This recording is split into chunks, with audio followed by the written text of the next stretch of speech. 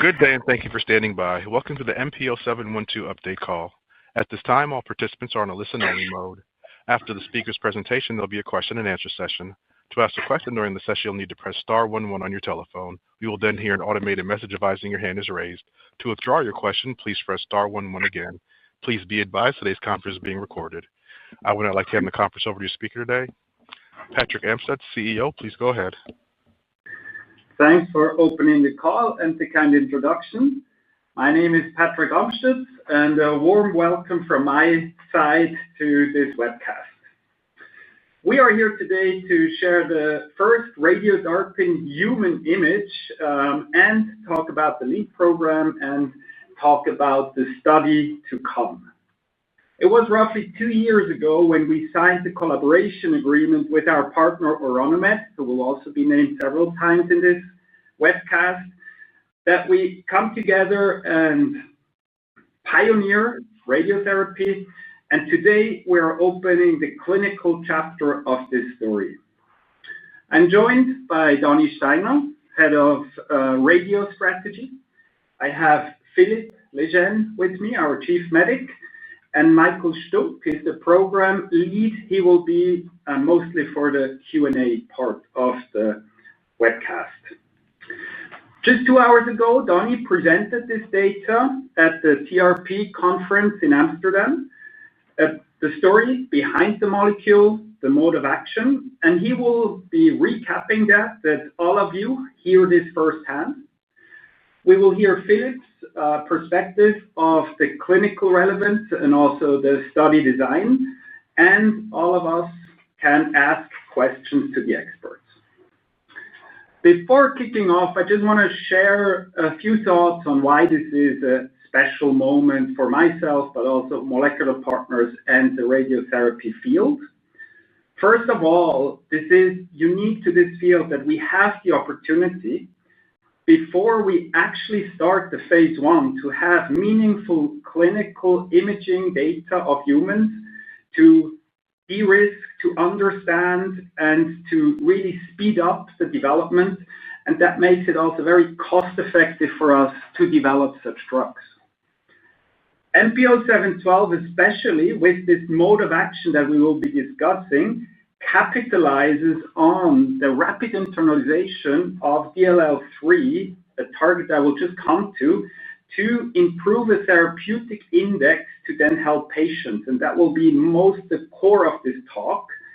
And this target, DLL3, is on cancers, mostly lung cancer, where we have a high medical need, and we need very potent approaches to create the therapeutic effect, like radiotherapy.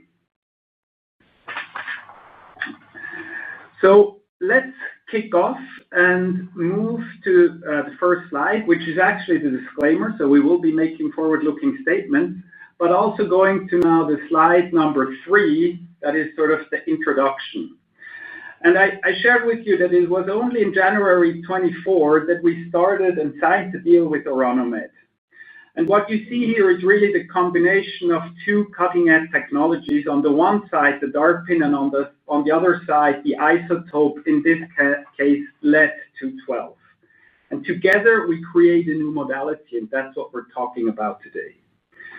We have engineered the DARPin to be kidney cells, and especially we have optimized the half-life for matching the disease and the target, and Donny will be talking about that. While Orano Med is the leader and the pioneer in targeted alpha therapy, and we like lead and alpha as it deposits high energy in short time. And for us, and this is important, I will come to that, is in short time means high impact. We have a low probability of escape and resistance, and a great potential to synergize with IO approaches. And so if I frame the problem we're trying to solve, and Donny will talk about, it's really we have a small cell lung cancer patient in front of us with a very fast growing tumor, high chemo resistance, and a low copy number target. So how did we go about to solve that conundrum, to come up with a candidate that actually has the potential to help this patient. So Donnie, over to you. How did we try that and how did we succeed? Thank you, Patrick. Very happy to present here from Amsterdam, just being on the stage on sharing this data 2 hours ago. So if we move to slide number 4, and I'm now fully focusing on the first program coming out of the Orano-Med collaboration, the DLL3 MP0712 lead-based program. So what we see on slide number 4 is preclinical data showing on the left-hand side nice tumor accumulation at the 4 and 24-hour time points, low kidney values, and as per design, as Patrick mentioned before, elevated blood levels needed for the high tumor accumulation. On the right-hand side, you see the molecule is very efficacious at these 2 different dose levels, leading to strong tumor regression and complete tumor control. The key question that was raised here now several times at the conference: how did you manage for a target with such low expression numbers? And that's illustrated on slide number 5. How did you manage to get such high tumor uptake while only having a couple of hundred of receptors per cell? To understand this better, one from a scientific curiosity perspective, but also to inform us on next programs that are in our pipeline and new programs to be nominated, we investigated this, which is depicted on the next slide, number 6. So let me guide you through that data. On the left-hand side, you see a cell internalization assay where you're basically spiking DARPin, and what you can see, the cell internalizes this, the cell expressing DLL3 internalizes this DARPin extremely rapidly. So within 20 minutes, you have more than 50% of the cell-bound DARPin internalized. We then, if you move to the middle graph, we tracked what is happening with the DARPin by immunofluorescence assays, and what you can see, the DARPin nicely co-localizes in the endosome, which is stained here in red by this EEA1 marker. You can't see it in the lysosome because the DARPin is degraded in the lysosome. That will not be able, but you can nicely see it in the endosome. And then if you move to the right-hand side, and that's probably the most relevant part of that data, if you now do a similar assay against cell binding, but you measure the total fluorescence taken up by the cell, and you expose the cell continuously to DARPin, what you can see is the blue curve where you get a continuous increase in signal of fluorescence inside the cell, which is indicating that the cell can continuously pump in basically this label. The curve would even look more steep by using a radiometal, which is residualizing and staying inside the cell. Here we're looking at fluorescent labeled data. So integrating this data and moving to the next slide, our hypothesis how this molecule, how the mechanism of achieving high tumor uptake despite the very low expression of DLL3 is twofold. So first, from a biology perspective, DLL3 internalizes extremely rapidly and at the same time is extremely rapidly replenished, basically leading to a high apparent receptor density over time.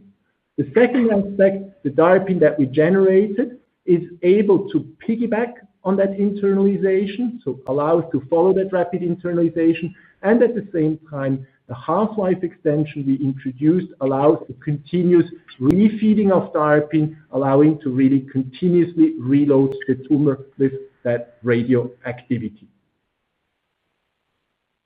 Finishing all the preclinical package, seeing good efficacy and favorable safety profile, we then decided to move into the clinics. That's depicted on the slide number 8, where we took a 2-step approach. So the first step is using lead-203, which is an imaging isotope with the same characteristics as lead-212, and the imaging isotope is used to collect SPECT-CT images, which you basically can use for imaging the patient and for dosimetry calculation, which allows you to inform then the next step, which is the treatment with lead-212 labeled MP0712. Phase 1 has been submitted. The IND for the phase 1 in the US has been submitted and is under review. And pending approval by the authorities, we hope to initiate the phase 1 before end of this year. In parallel, we received a request from the team around Mike Satege, one of the key leading nuclear medical person at NUMERI in South Africa, to provide MP0712 for imaging and potentially treating patients with small cell lung cancer or other neuroendocrine tumors.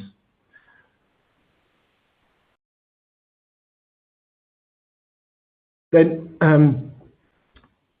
in South Africa, a series of patients have been imaged using lead-203, and Mike Satege and his team will be presenting the dosimetry and imaging data of the full series of these patients at the Theranostic World Conference end of January in Cape Town.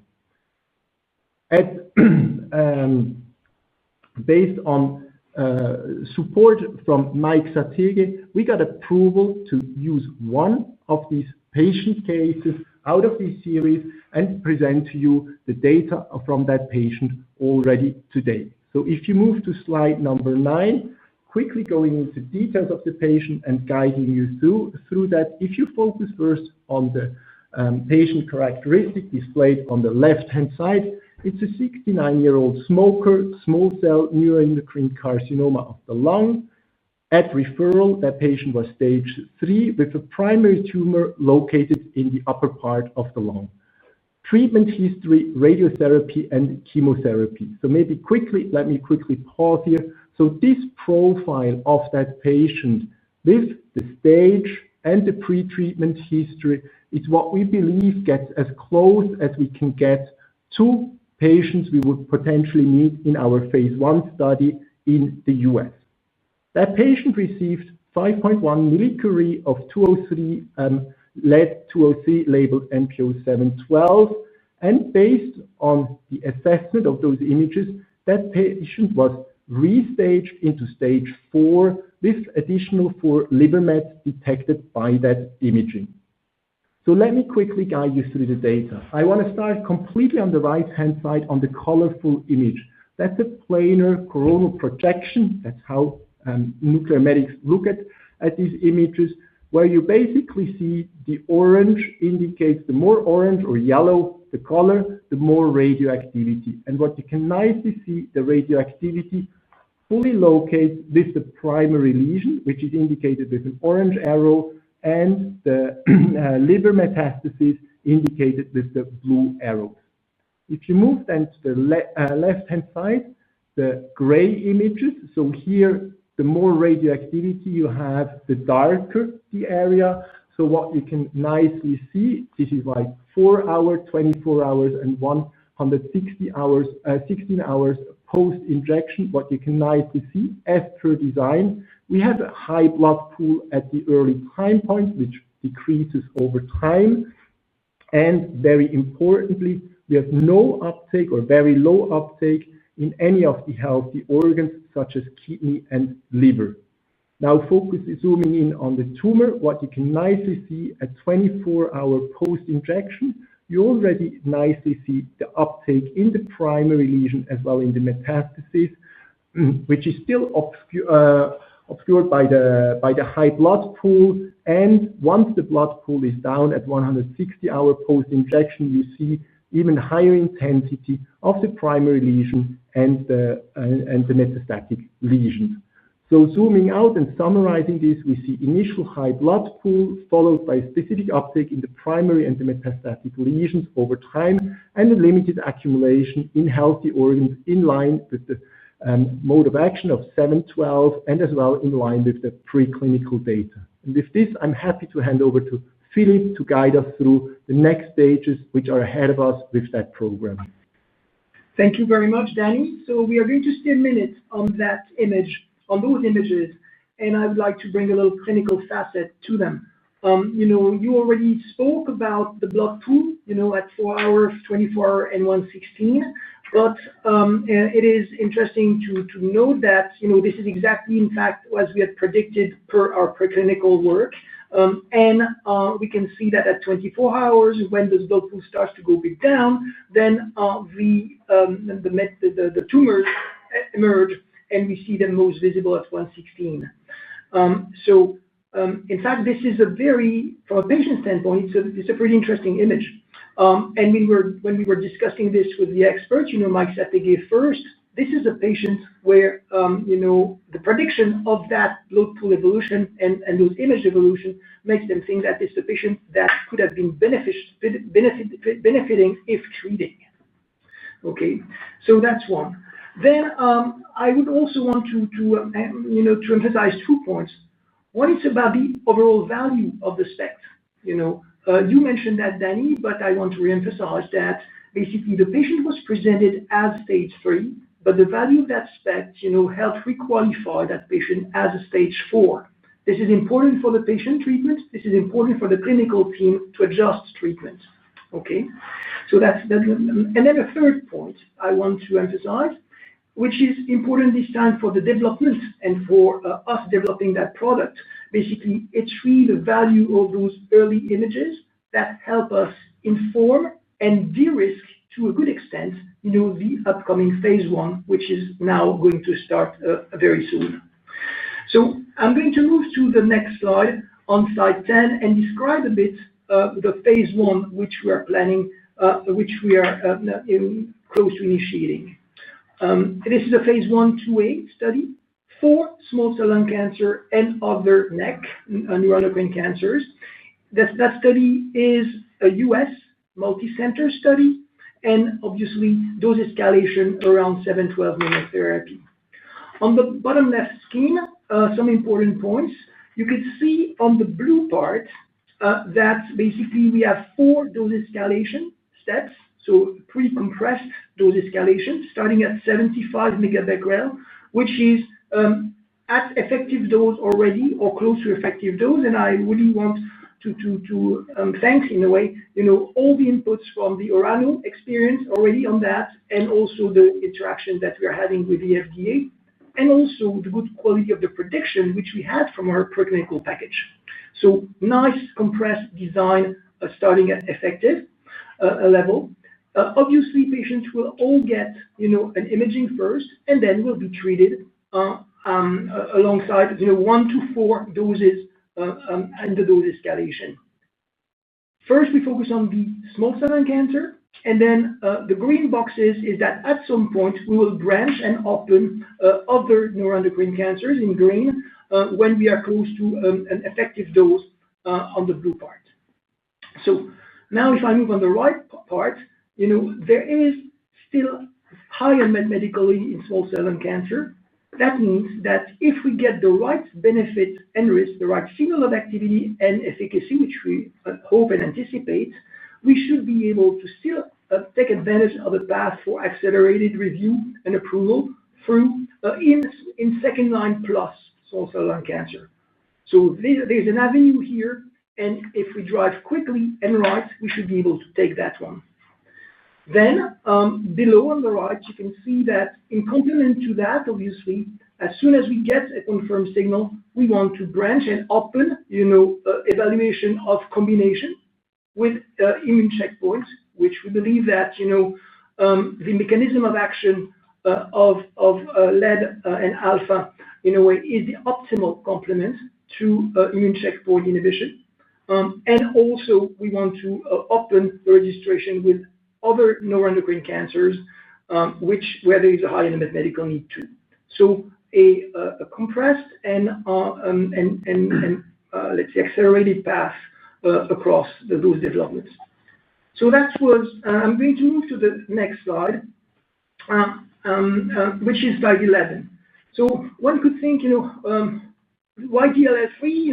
DLL3, we have heard that obviously T-cell engagers are starting to be approved, tarlatamab, and they are ADCs. But in fact, when we speak to experts, there is high appetite for more modalities, and specifically radiopharma. And why? Because all those 3 modalities first are potent and can act in low expressing tumor low copy numbers.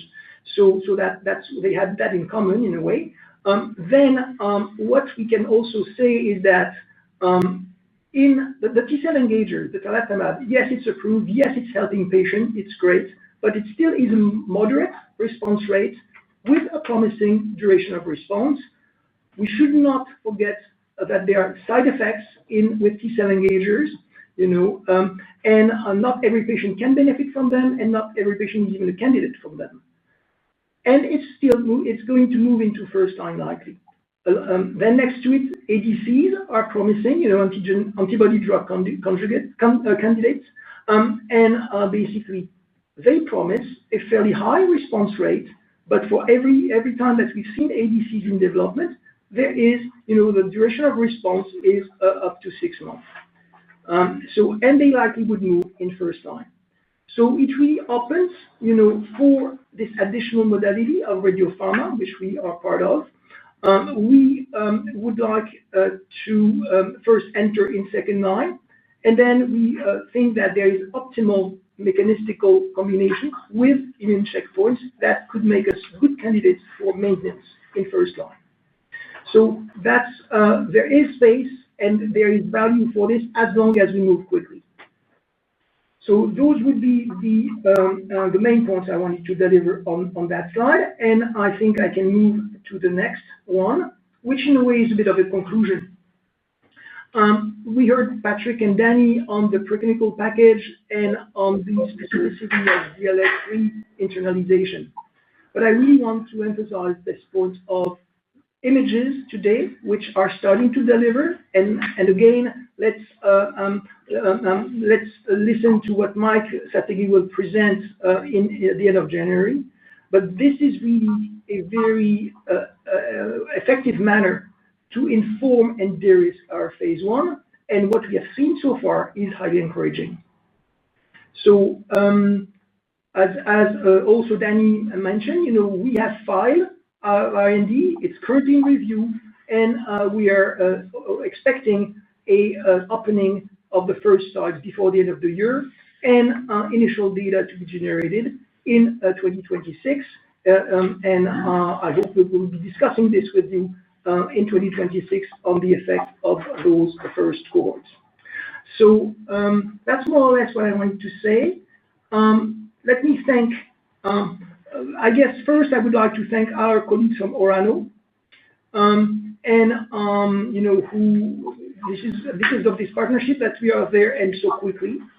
Then the Numerai team, which is really working hard on helping those patients and generating some information and precious data. And the MP. Patrick, maybe you want to complement that thing. Oh, sure. No, and first of all, thanks you, Philip, and thanks, Donny, for presenting today. Also, my thanks goes definitely to our partners, and most and foremost to Mike Sategui, who had the trust to do this trial with us, to the patients and their families that were in these trials. So we have those, I think, roughly 8 patients so far. So big thanks to all of them making that effort and being part of this trial. And I also want to thank really you all for joining this call, for being with us, for joining the new chapter of radiotherapy. Let me summarize my conclusions, let's say in 3 dimensions. I think first we have MP0712, unique mode of action, and really slated to become the leading alpha therapy in small cell lung cancer. With that, we open the opportunity to build a pipeline on similar targets. So we have a very good understanding how to now work with these low copy number internalizing targets and our technology. We have the capabilities on top of that to run this fast up to, as we now see, clinical data in a very fast, cost-effective way. And the next stop is really phase 1, where we want to bring home that value in for the patients in the clinical trial opening in the US. With that, thanks, and let's open for questions. Thank you, ladies and gentlemen. If you have a question or a comment at this time, please press star 11 on your telephone. If your question has been answered or you wish to move yourself from the queue, please press star 11 again. We'll pause for a moment while we compile our Q&A roster. Well done. Our first question comes from Jonathan Chang with Leerink Partners. Your line is open. Hi, guys. Thanks for taking my questions. First question, what is your latest thinking on where 0712 fits in the evolving small cell lung cancer treatment landscape? And then second question, what are the key learnings from this presentation as you think about what other targets could be addressed by a radiodarpin-based approach? Thank you. I can kick off, and then maybe I think it's one for Philippe. So where do we think we will fit? So I think at this point in time, we, as Philippe pointed out, I think in a second and maybe third line setting, sort of last line setting in this case, a fast to market strategy, as there is still a very high unmet medical need. When we speak to doctors, especially for T-cell engagers, the side effect profile can be inhibiting, while we expect that also our side effect profile should look superior to that. Also allowing more an intervention than a full line. Let's keep in mind it's going to be 2, 3, 4, 5, 6 treatment cycles and you're done. So that's just one thing to think about. Then long term, ideally, as Philippe pointed out, in a first line combined with IO, this seems to be quasi-ideal. So we hope that that's sort of also the most logical setting to run a trial showing the combination of alpha therapy with IO to gain really long-term control over these tumors. So that's where I personally hope this will go.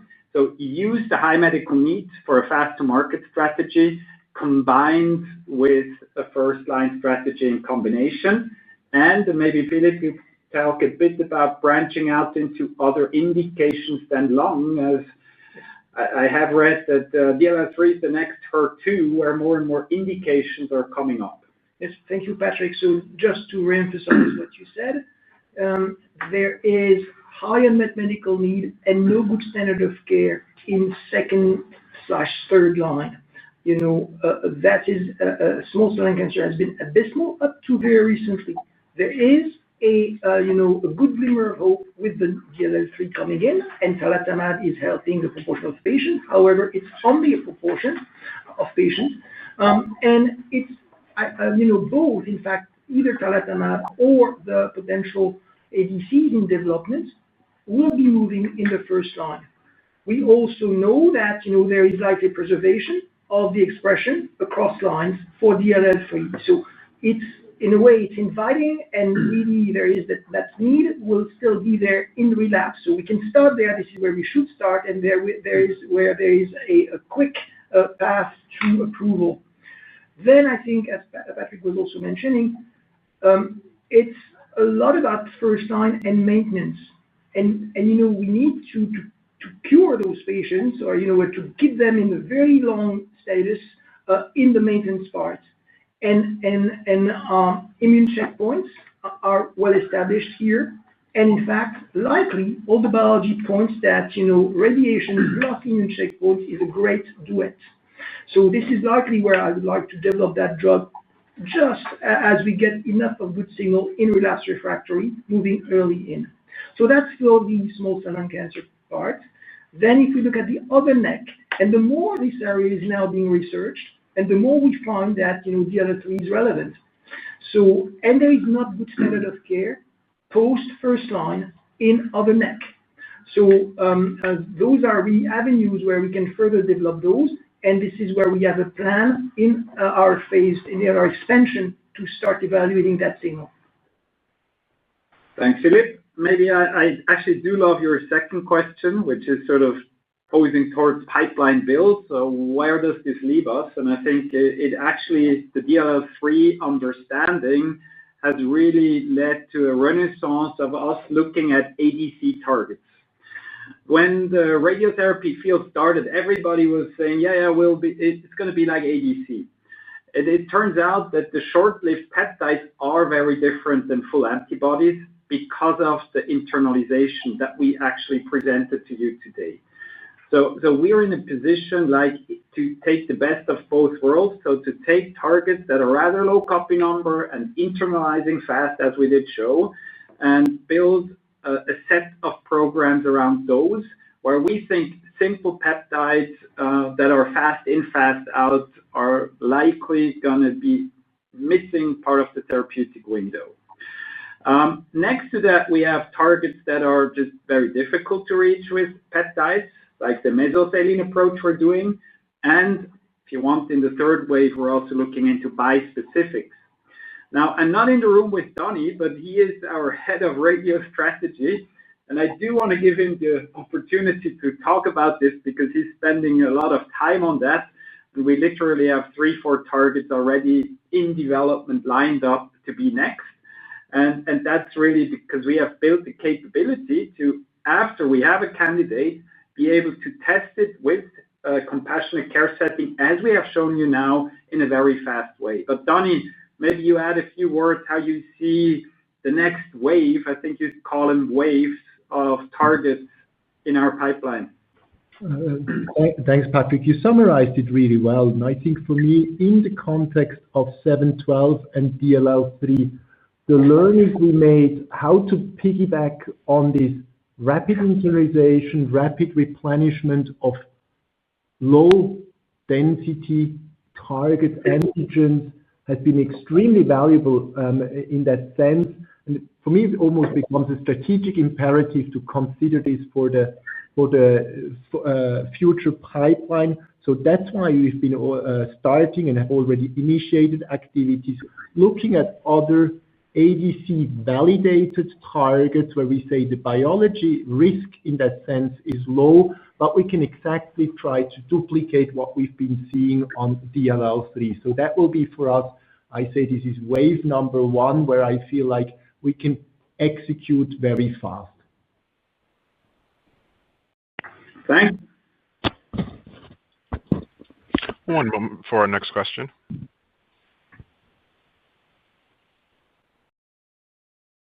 Our next question comes from Charles Zhu with LifeSci Capital. Your line is open. Hi, this is Sue on for Charles. Thanks for taking our question. How many grades of alpha particle radiation would you expect to have a therapeutically meaningful effect on tumors? And similarly, to what degree are you able to exceed the EBRD radiation dose limits on healthy tissues, given the field's experience on renal dosimetry and updated radiopharmaceutical dosing guidance earlier this year? Thanks.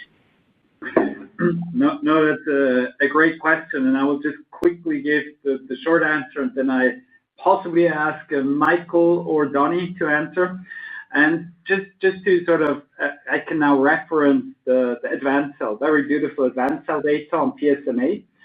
I think they started to see activity when they were dosing around, I think it was 100 plus, or even less, megabecquerel, and that was in their second lowest dose, or even lowest dose. Lowest dose had the stable disease on the poster, and then second dose it was already leading to very good responses. Now, we don't know how much tumor uptake there is at their dose and what their therapeutic index is, because that is just not known. We just know how much they gave. And if we look at our dose, I think their lowest dose was 60, and we're starting at 75. So from that part on, we think we're really on par. Now, how much they reach the tumor versus us, we don't know. And the second part is we also are comparing a prostate cancer with a lung cancer. We also don't know. But I'll be happy, and then the healthy organs, I mean, that is part of the equation. We will see. I mean, our hypothesis is strongly based on that the blood pool will be not toxic. We'll see a drop in blood cell count, but it will come back hopefully fast, that we can redose fast. That's what you see on the image, while the healthy organs look very, call it healthy. I mean, that's kind of the image we did show today. But maybe Michael or Donny, you're better on posed to give the absolute numbers. I don't see if Donny wants to go first. I go first. Michael goes first. Yeah. No, absolutely. Thanks, Patrick, and I hope you can hear me. So it's very, very difficult to say and to be sure, but obviously we designed the protocol together with all the experts, believing that we reach this range as of, say, also second, third dose. It's very important to have a safe dose delivered, and hopefully within the grays we are expecting to get. So, the field has a huge range of numbers from, say, double digit, triple digit. So it's very, very difficult to say where we'll end up. But I'm very confident with the protocol we designed, we see what we need to see. Donnie? Not much to add from my side. And I think one of the key questions will be for small cell lung cancer patients is like, at which dose levels do they start to respond? And I think for healthy organs, we have a pretty good understanding in terms of EBRT limits. We know how much people are, or other companies are going above these limits for their clinical trials. But tumor uptake and understanding at which level tumor uptake will be sufficient in terms of triggering the desired response, I think that's really something we will need to now explore in the phase 1 trial, and we will be guided by the data. Thanks. One moment for our next question.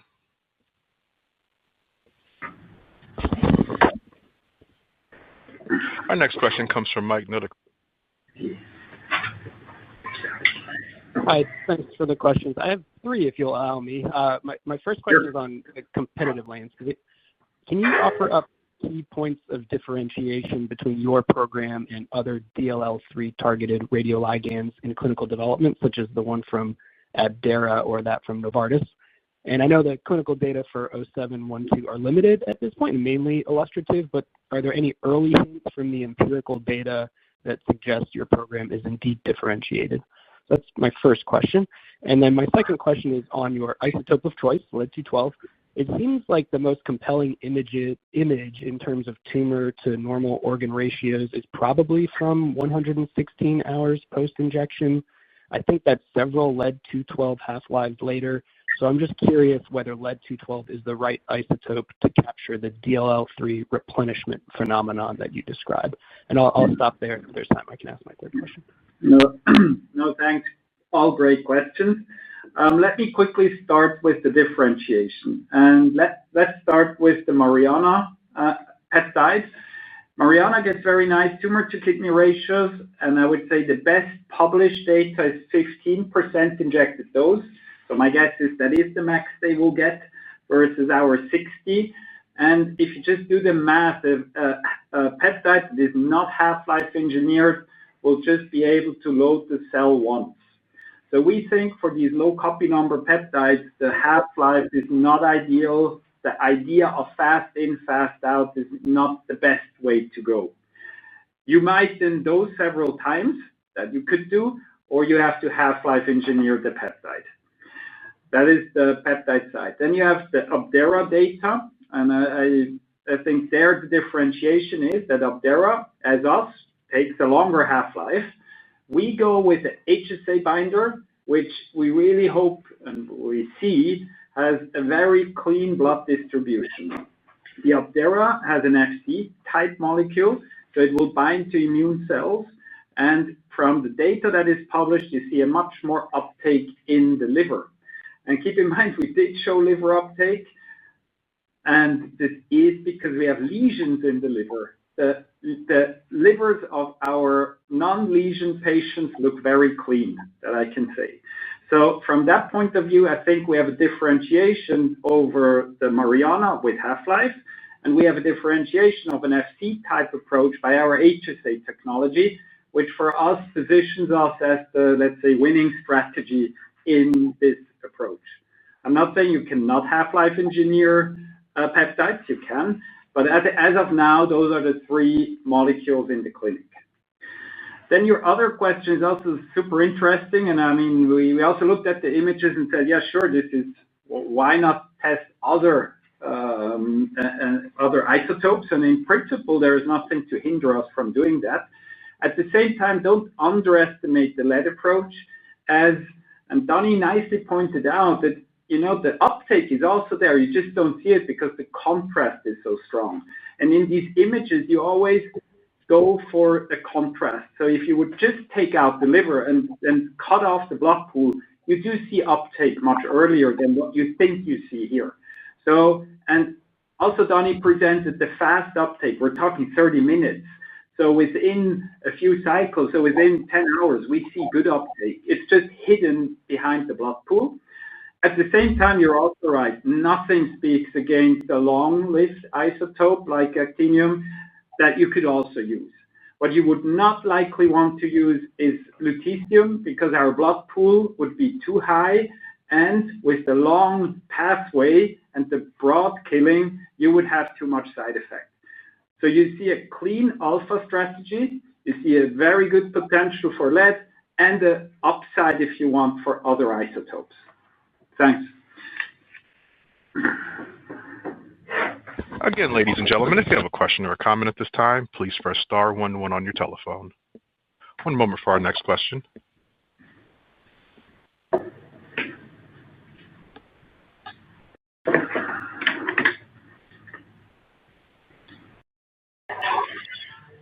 Our next question comes from Chiara Monteroni with Van Lanschot Kempen. Your line is open. Hello, team. Congratulations with the update, and thank you very much for taking my question. So I was wondering if you could provide more color on what to expect on the first phase 1 data next year, whether we are going to see some efficacy data points. And also, you have submitted the IND and will start phase 1 year-end, pending regulatory clearance. I was wondering whether you foresee any risk there.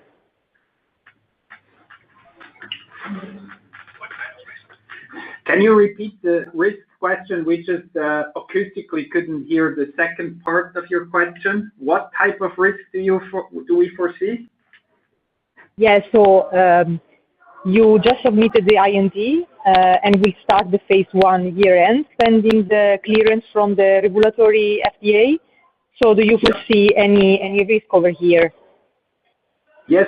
So I think Michael speaks to it, like what do we expect in, let's say, the first data sets, but also how is, I guess the question is, and it reaches a bit out to regulatory shutdown in the US and our interaction with the authorities. I think, Michael, you are in almost a daily exchange, so I think you're best positioned to answer here. Yeah, thanks, Chiara. And I indeed was in the US last week at a conference, and obviously logistics is a key challenge right now because not everyone is working. Many things have been piled up. So we are monitoring this very closely. Luckily, our supply is within the US, so we don't have to cross the border. Luckily, FDA is really doing a good job in turning around questions, so nothing to look out from there. But should anything change, of course, this will have an effect. Also starting up sites, of course, everyone needs to be there, the usual routine. But we're very confident, we have very good collaboration and team inside to say this should be possible by year end.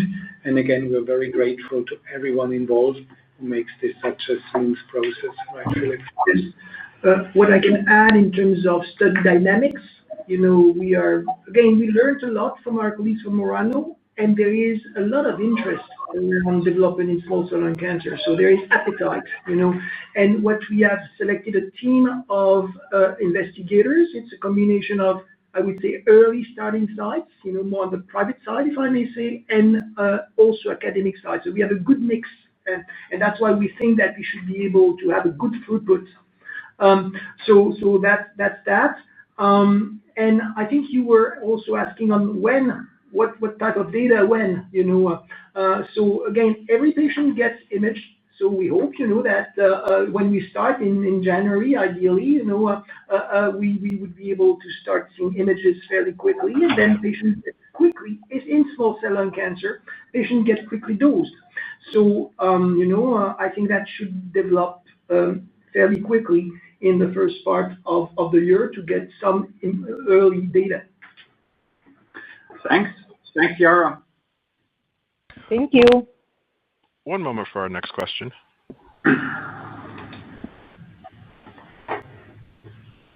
Our next question is a follow-up question from Mike Nedelcovych with TD Cowen. Your line is open. Hi, thanks so much for taking my third question. This question is on the regulatory path and supply chain. I'm curious if the trial enrollment and data cooperate and you can indeed pursue accelerated approval in the U.S. is it at least conceivable that you could have a registrational package in the next, call it 18 months?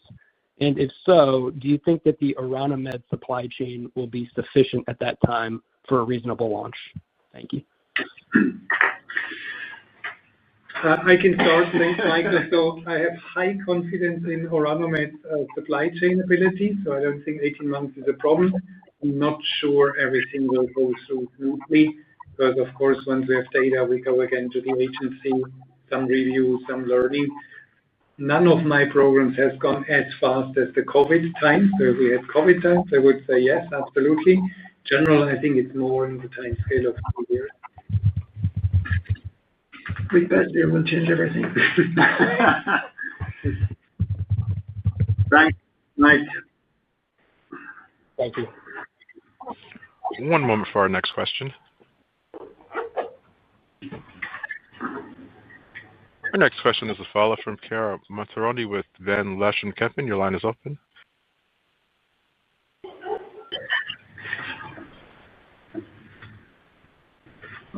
Your line is open. You can ask your question. Hi, sorry, I already submitted my question. If you want, I can find another one.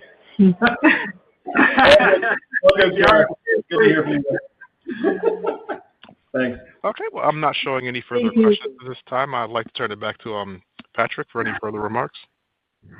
No, thanks again for this very good call, for all the questions. We are excited to now be moving towards phase 1 in the US. Obviously, shutdown is hopefully over and we can progress fast.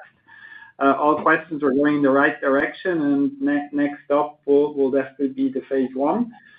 Again, with the ambition to be the leading alpha therapy in small cell lung cancer and to branch out and build a pipeline building on this unique differentiation now with clinical imaging data showing the value of our platform. So a big day for us. Very pleased with the outcome and looking forward to generate value in lung cancer with 712 and building a pipeline beyond lung cancer. Thanks, and stay tuned, and we'll be in touch. Ladies and gentlemen, this concludes today's presentation. You may now disconnect and have a wonderful day. Thanks. You're welcome. Thanks, Kevin.